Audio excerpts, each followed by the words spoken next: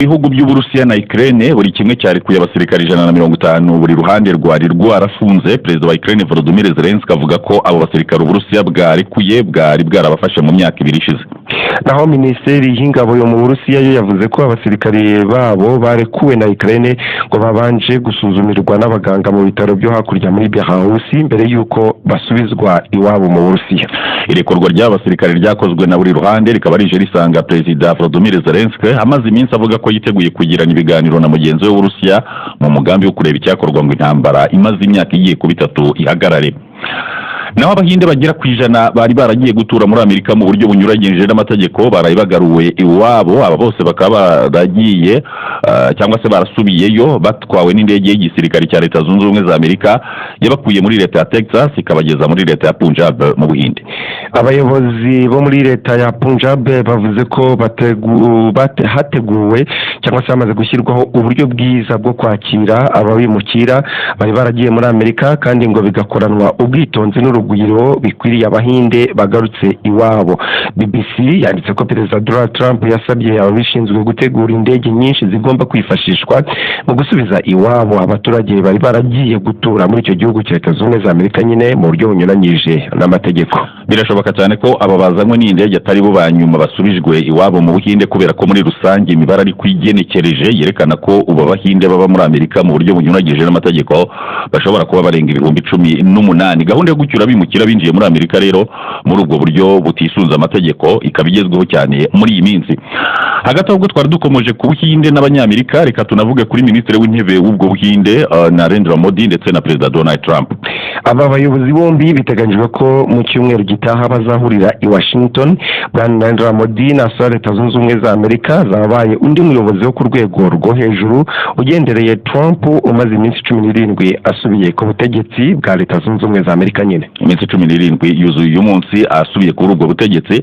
Uhaheruka rero akaba ari Minisitiri w'Intebe Benjamin Netanyahu, no kuvuga ni Minisitiri w'Intebe wa Israel uhamaze iminsi. Hari n'amakuru ndetse avuga ko Minisitiri w'Intebe w'Ubuyapani Shigeru Ishiba nawe muri iki cyumweru azagirira uruzinduko aho ngaho i Washington. Naho tugarutse kuri Modi ndetse na Trump n'abagabo bagize imibanire myiza ubwo Trump yari ku butegetsi muri manda ye yabanje. Ndetse aba bayobozi bombi baherukaga kuvuganira kuri telefone maze babwirana ko bagomba kunoza imikoranire irimo kurwanya bimukira badafite ibyangombwa, umutekano ndetse n'ingingo ijyanye n'ubucuruzi. Ikindi nuko Narendra Modi ayoboye igihugu kiri mu bikomeje cyangwa se mu bikomeje kuza ku isonga rya BRICS, ifatwa nk'umukeba ukomeye wa Leta Zunze Ubumwe za Amerika. BRICS nyine n'umuryango uhuza ibihugu bifite ubukungu ngo bwihagazeho. Yego cyakora ntago hazwi niba mu biganiro byabo hashobora gukomozwa ku mikoranire y'izo mpande zombi zitandukanye mu ntego. Nawe ikigo gifasha cya Leta Zunze Ubumwe za Amerika USAID cyavuze ko abakozi bacyo muri Amerika n'ahandi ku isi bashyizwe mu kiruhuko kuva ku wa gatanu saa 6 z'ijoro mu gihe bagiye kandi gucyura abandi bakozi bo mu mahanga. Mu itangazo USAID yashyize ku mbuga zayo yavuze ko ibi bireba abakozi bose uretse abafite imirimo yihariye yagenwe idasanzwe, abayobozi bakuru na porogaramu zidasanzwe. Iri tangazo risoza rishimira abakozi ba USAID ku kazi kabo. Ikindi nuko ibi bisa n'intambwe igana ku gufunga iki kigo gitera inkunga ibikorwa by'ubuzima n'ubutabazi mu bihugu bigera ku 120 hirya no hino ku isi. Bikaba biri mu mujyi w'ubutegetsi bushya bwa Perezida Donald Trump hamwe n'umujyanama we Elon Musk bagaragaje umuhate uhejeje inguni wo kugabanya ibyo leta ikoresha.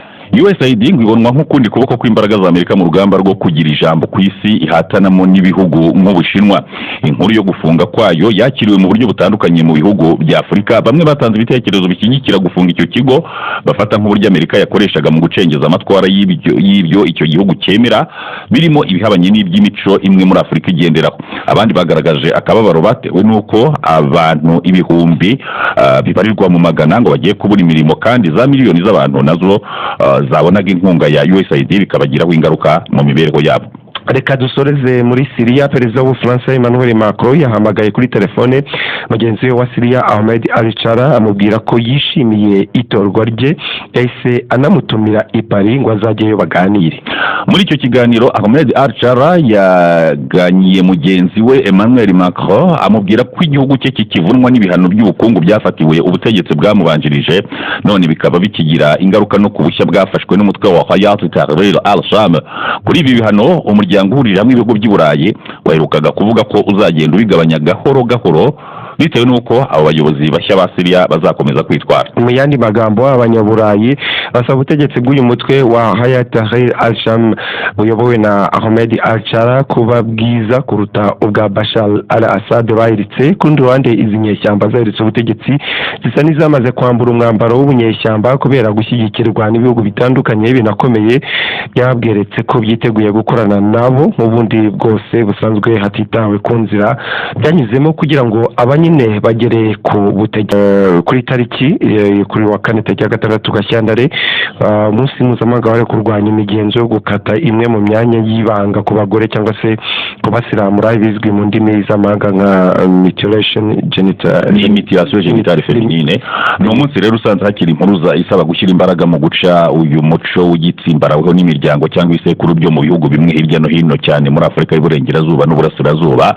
Hanyuma imibare y'ishami ry'umuryango w'abibumbye ryita ku buzima OMS ikerekana ko abakobwa bagera kuri miliyoni 3 bakebwa buri mwaka. Nubwo ibi bikorwa byamaganwa henshi ku isi biracyakorwa n'imiryango imwe n'imwe y'abantu mu bihugu bitandukanye cyane cyane bya Afurika. Kimwe mu bihugu OMS ivuga ko bigirwamo imigenzo ni Cote d'Ivoire cyo mu burengerazuba bwa Afurika. 36% by'abana b'abakobwa bakorerwa ibi bikorwa nyine. Usibye aho muri Cote d'Ivoire kandi gukata abakobwa biracyanakorwa mu bice bimwe by'ibihugu nka Kenya, Tanzania, Somalia n'ahandi. Bigakorwa kandi mu myumvire igamije gukinagaza umugore mu bijyanye n'imibonano mpuzabitsina harimo kumubuza ubushake bwayo. Ibikorwa byo gusiramura abakobwa n'abagore bikaba bikorwa hifashishijwe uburyo bubabaza bwa gakondo nk'ibyuma bityaye kandi bigakorwa nta guterwa ikinya. Bivuze ko ubikorerwa aba yumva neza nk'uri gukorerwa icarubozo ariko akisanga ntandi mahitamo afite. Cyakora kubera ubukangurambaga bukorwa kuri iki kibazo hari ababyumvise biyemeza kurwanya iyi migenzo. Mu myaka 3 ishize Anna Kabale Duba umuforomokazi wo muri Kenya yatsindiye igihembo cyari kitanzwe bwa mbere ku rwego rw'isi ku baforomo gifite agaciro k'ibihumbi 450 by'amadolari Leta Zunze Ubumwe za Amerika. Uyu muforomokazi ukorera ku bitaro bya Marsabit Country Referral Hospital majyaruguru ya Kenya yashimiwe umuhate we mu kurwanya gukata bimwe mu bice ku gitsina cy'umugore. Uyu mugenzi ubabaza cyane ukaba rero nyine uzwi nka mutilation genital feminine ukaba warakomeje kugenda wamaganirwa kure nka kimwe mu bikorwa bibangamiye uburenganzira bw'ikiremwa muntu by'umwihariko uburenganzira bw'abagore. Tujye muri Nigeria ahakomeje gusubirwamo inkuru y'ukuntu abanyeshuri 17 bishwe n'umuriro wadutse ku ishuri rya Kisilamu riri mu majyaruguru y'icyo gihugu. Usibye abapfuye kandi BBC yanditse ko hari n'abandi benshi bakomeretse bo cyakora bakaba barahise bajyanwa ku bitaro bitandukanye biri muri ako gace kari muri leta ya Zamfara. Hari amakuru ariko agenekereje yatanzwe n'abari mu gace kabereyemo iyi mpanuka avuga ko uyu muriro ushobora kuba waraturutse hanze y'inzu abanyeshuri bari baryanyemo mu ijoro basinziriye. Gusa nanone ngo ubutabazi kuri iyi mpanuka bwaragoranye cyane. Umwe mu bari bahari Yahaya Marie yabwiye BBC ishami ry'igihawusa ko kimwe mu byatumye ubutabazi bugorana ari imiterere y'agace iri shuri ryubatsemo. Gusa iperereza rigamije kumenya inkomoko y'iyo mpanuka rikaba ryarahise ritangira. Bikaba atari nabwo bwa mbere kandi impanuka z'inkongi nk'iyo zumvikanye ku nyubako zo muri Nigeria. Tujye no muri Amerika y'Amajyepfo. Perezida wa Argentine bwana Javier Milei yavuze ko ashobora guhagarika imikoranire n'ishami ry'umuryango w'abibumbye ryita ku buzima OMS. Igitekerezo cyo gutandukanya Argentine n'iri shami cyumvikanye nyuma y'iminsi 16 gusa perezida wa Leta Zunze Ubumwe za Amerika Donald Trump atangaje ko ahagaritse inkunga yageneraga iri shami rya Loni. Umuvugizi w'ibiro bya perezida Manuel Adorni yavuze ko Argentine idashobora gukomeza gukorana na OMS kubera ko ngo ivogera ubusugire bwayo yitwaje gusa kugenzura gahunda zifitanye isano n'ubuzima.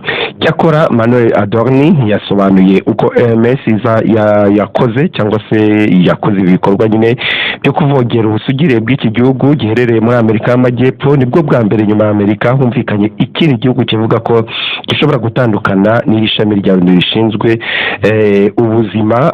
N'ubundi abashaka gutandukana ryo barishinze nyine kwivanga mu mikorere y'ibihugu muri rusange. Naho Intudi TV show. Link people with friends.